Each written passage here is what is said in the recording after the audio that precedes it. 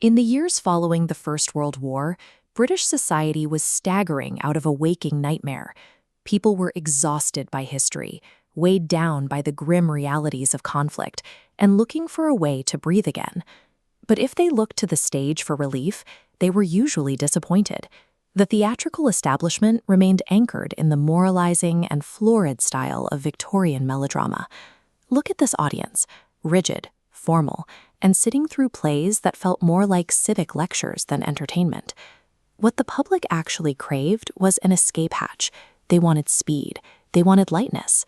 They wanted a reflection of the frantic, modern energy bubbling up in underground clubs and late-night parties. Noël Coward arrived as the architect of a specific, modern persona. He stepped into the spotlight wearing a silk ascot and a razor-sharp smile, clutching a perfectly balanced cigarette holder. He offered a traumatized society a way to navigate grief through precision and wit. He brought a new rhythmic architecture to the stage, one designed to match the rapid pulse of the 1920s. Before Coward, stage dialogue relied on exhaustive exposition.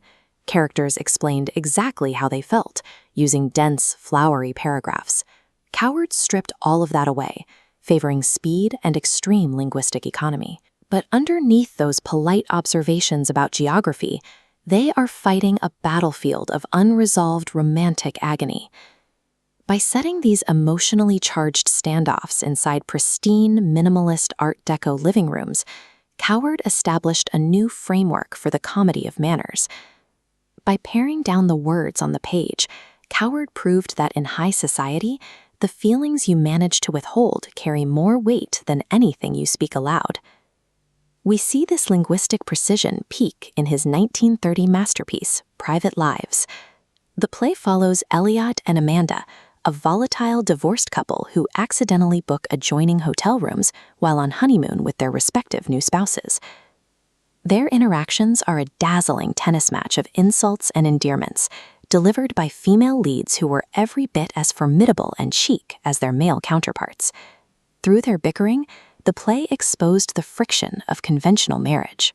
Audiences saw characters navigating exactly the same absurdities they felt in their own relationships. He pushed those social boundaries further in 1933 with Design for Living. This time, he presented a fluid, bisexual love triangle that openly defied the moral expectations of the era.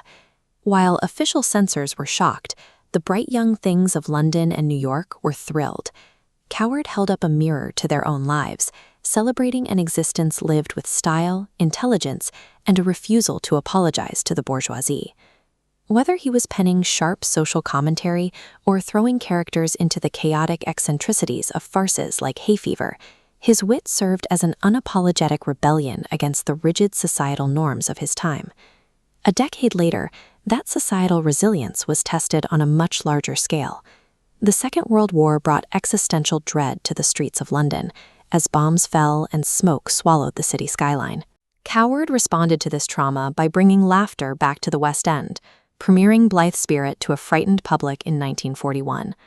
The play took death, the very threat hanging over the audience every night, and turned it into a lightweight comedy about ghostly matrimonial jealousy. He gave people permission to laugh at the darkness. In doing so, he provided a new shorthand for modern dialogue, one that remains recognizable a century later. Coward's career proved that sophistication is a form of resilience. By meeting tragedy with unwavering grace, he gave his audience a method for maintaining their own dignity during the war's most difficult years. This was brought to you by Stalls or Circle. Thank you for listening.